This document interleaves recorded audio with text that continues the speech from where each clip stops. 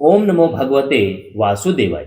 श्रीमद् भागवत महापुराण के नित्य प्रति पठन में अभी तक हमने पंचम स्कंद के अंतिम अध्याय 26वें अध्याय में 28 प्रकार के नरक की अलग अलग तरह तरह की यातनाओं को जाना था। आज हम जानेंगे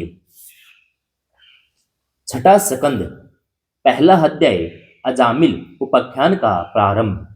जय श्री कृष्ण। वंदे गोविंद देवस्य नाम नारायणं सदा अबुद्ध्यापि यद उच्चार्य मुक्त पापोपय अजामिलः। जय श्री कृष्ण। राजा प्रेक्षित ने कहा, भगवान, आप पहले द्वितीय स्कंद में निवर्ती मार्ग का वर्णन कर चुके हैं और यह बतला चुके हैं कि उसके द्वारा अर्चिरादि मार्ग से जीव क्रमशः ब्रह्मलोक में पहुंचता है और फिर ब्रह्मा के साथ मुक्त हो जाता है। जय श्री कृष्ण। मुनिवर, इसके सिवा आपने इस परवर्ती मार्ग का भी तृतीय स्कंद में भली भांति वर्णन किया है, जिससे त्रिगुणमय स्वर्ग आदि लोकों की गति प्राप्त होती है। जय श्री कृष्ण। प्रकृति का संबंध न छूटने के कारण जीवों को बार बार जन्म मृत्यु के चक्र में आना पड़ता है। आपने यह भी बतलाया कि अधर्म करने से अनेक नरकों की प्राप्ति होती है और पांचवें स्कंद में उनका विस्तार से वर्णन भी किया। जय श्री कृष्ण। चौथे स्कंद में आपने उस प्रथम मनवंतर का वर्णन किया जिसके अधिपति स्वयंभू मनु थे। साथ ही चौथे और पांचवें स्कंद में प्रियव्रत उत्तानपाद के वंशों और चरित्रों को एवं द्वीप वर्ष, समुद्र, पर्वत, नदी, उद्यान, विभिन्न द्वीपों के वृक्षों का निरूपण भी किया। जय श्री कृष्ण। भूमंडल की स्थिति, उसके द्वीप, वर्ष आदि विभाग, उनके लक्षण, परिमाण, नक्षत्रों की स्थिति, अतल वितल, भूविवर, सात पाताल और भगवान ने इन सब की जिस प्रकार सृष्टि की उसका वर्णन भी सुनाया।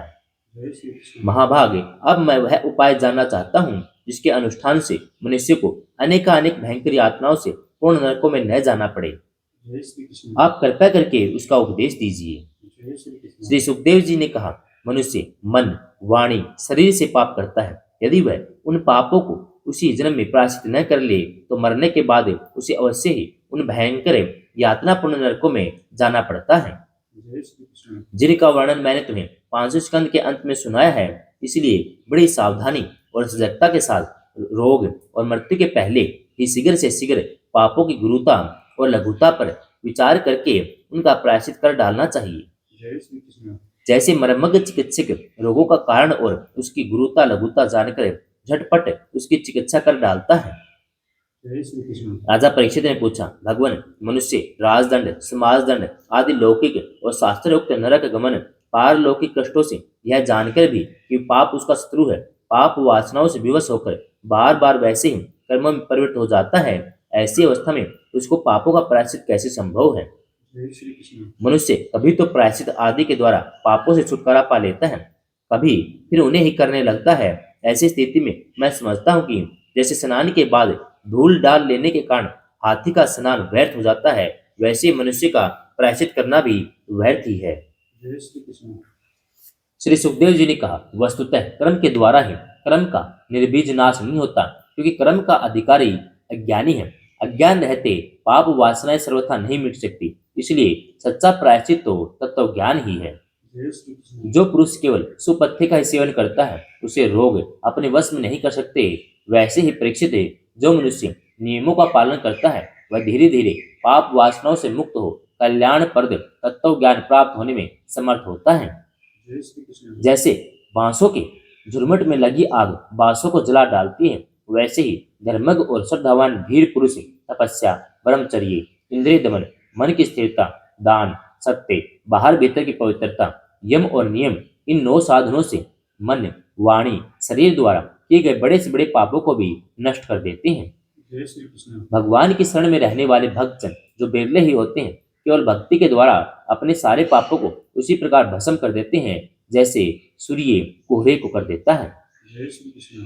परीक्षित, पापी पुरुष की जैसी शुद्धि भगवान को आत्मसमर्पण करने से और उनके भक्तों का सेवन करने से होती है, वैसे ही तपस्या आदि के द्वारा नहीं होती। जय श्री कृष्ण। जगत में यह भक्ति का पंथ ही सर्वश्रेष्ठ, भय रहित और कल्याण स्वरूप है, क्योंकि इस मार्ग पर भगवत परायण सुशील साधुजन चलते हैं। जय श्री कृष्ण। परीक्षित, जैसे शराब के भरे घड़े को नदियां पवित्र नहीं कर सकती, वैसे बड़े बड़े प्रायश्चित बार बार किए जाने पर भी भगवत मुख मनुष्य को पवित्र करने में समर्थ है। जय श्री कृष्ण। जिन्होंने अपने भगवत गुण अनुरागी मन मधुर को भगवान श्री कृष्ण के चरणारविंद मकरंद का एक बार पान करा दिया, उन्होंने सारे प्रायश्चित कर लिए। जय श्री कृष्ण। वे सौपन में भी यमराज और उसके पास दूतों को नहीं देखते। हे नरक की तो बात ही क्या है। जय श्री कृष्ण। प्रेक्षित है, इस विषय में महात्मा लोग एक प्राचीन इतिहास कहा करते हैं। उसमें भगवान विष्णु और यमराज के दूतों का संवाद है। तुम मुझसे उसे सुनो। जय श्री कृष्ण। कान्यकुब्ज नगर कन्नौज में एक दासीपति ब्राह्मण रहता था। उसका नाम अजामिल था।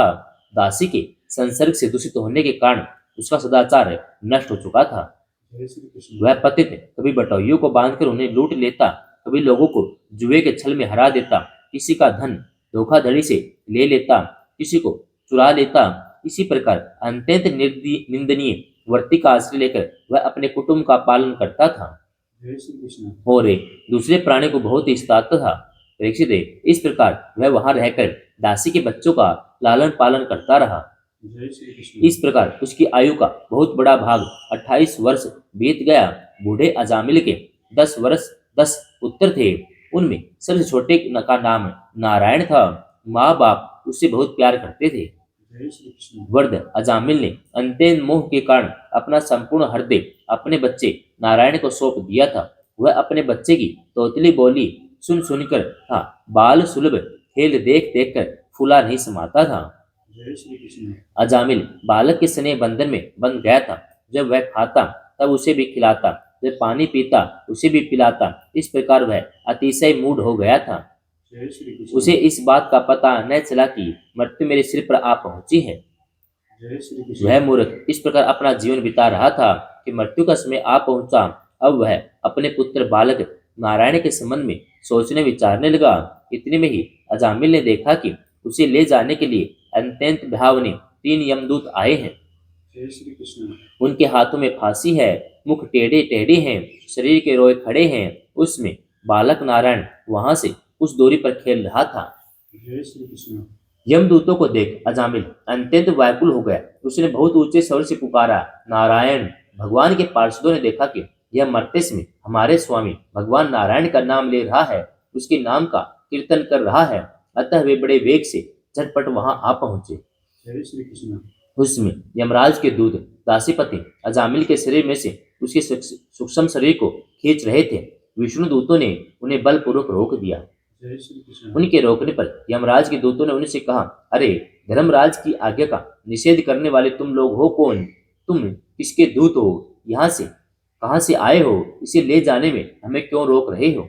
जय श्री कृष्ण। क्या तुम लोग कोई देवता, उपदेवता अथवा सिद्ध श्रेष्ठ हो? हम देखते हैं कि तुम सब लोगों के नेत्र कमल दल के समान कोमलता से भरे हैं।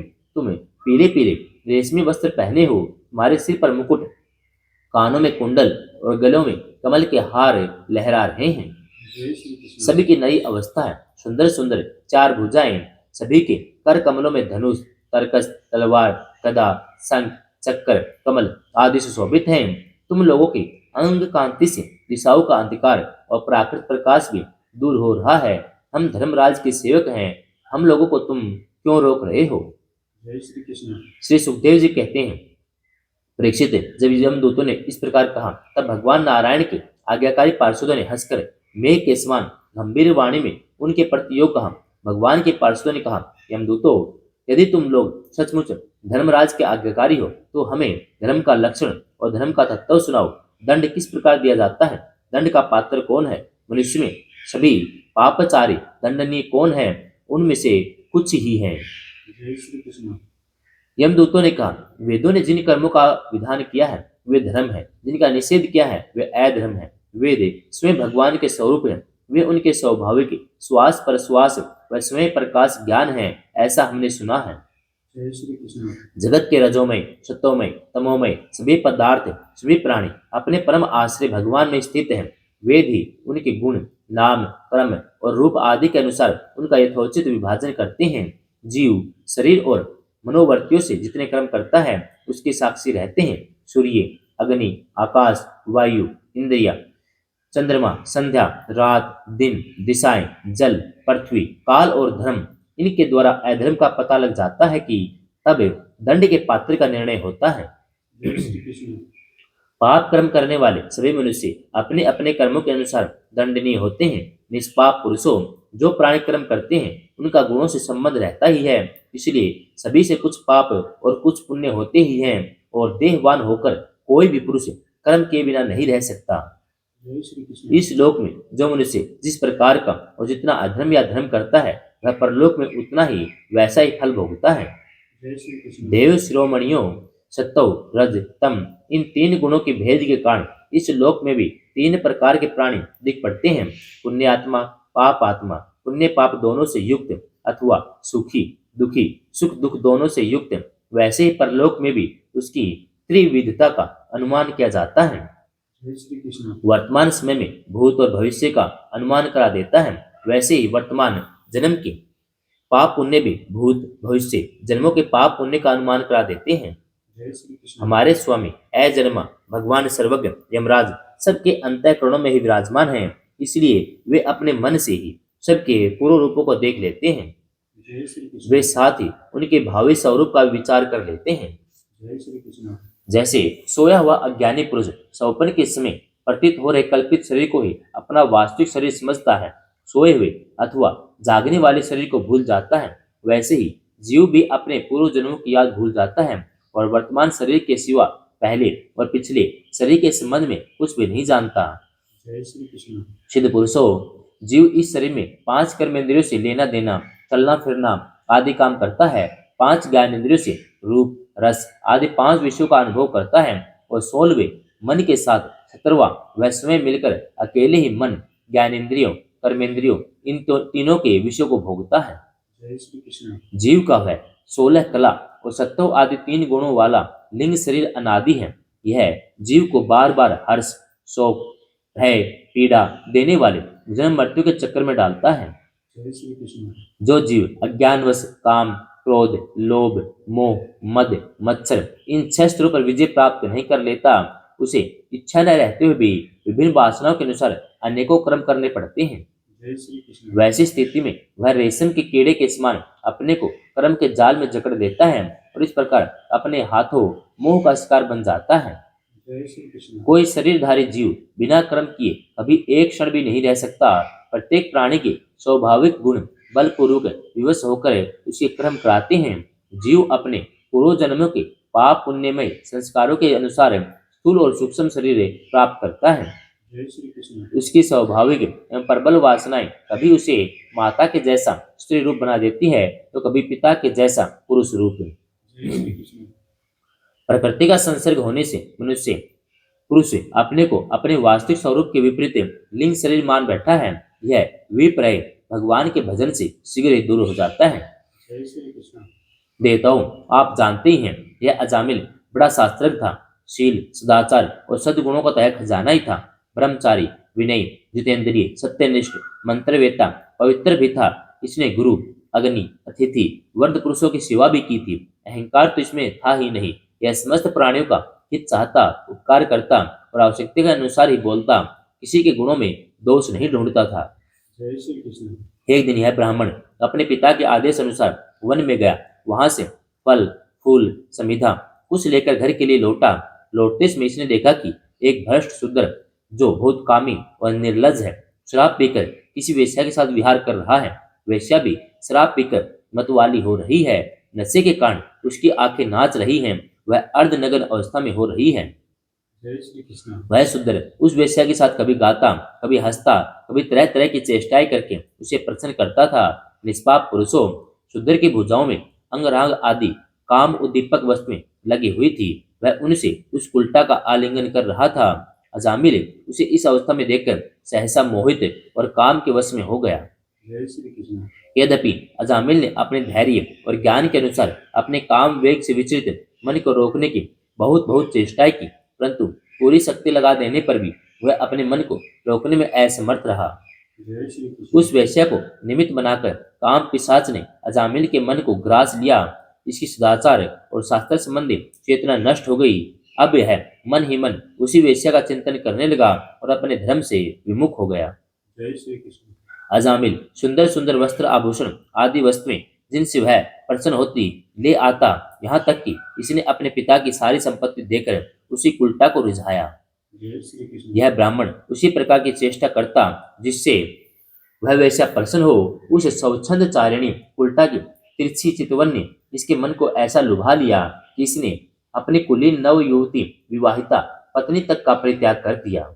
जय श्री कृष्ण। इसके पाप की कोई भी भला सीमा नहीं है। यह कुबुद्धि न्याय से अन्याय जैसे भी जहां कहीं भी धन मिलता वहीं से उठा लाता। जय श्री कृष्ण। उस वैश्या के बड़े कुटुंब का पालन करने में ही यह व्यस्त रहता। इस पापी ने शास्त्र आज्ञा का उल्लंघन करके स्वच्छंद आचरण किया है। यह क्षत पुरुषों के द्वारा निंदित है। जय श्री कृष्ण। इसने बहुत दिनों तक वैश्या के मल समान अपवित्र अन्न से अपना जीवन व्यतीत किया है। इसका सारा जीवन ही पापमय है। इसने अब तक अपने पापों का कोई प्रायश्चित भी नहीं किया है। जय श्री कृष्ण। इसलिए अब हम इस पापी को दंड पानी भगवान यमराज के पास ले जाएंगे। वहां यह अपने पापों का दंड भोग कर शुद्ध हो जाएगा। जय श्री कृष्ण। प्रथम अध्याय समाप्तम। जय श्री कृष्ण।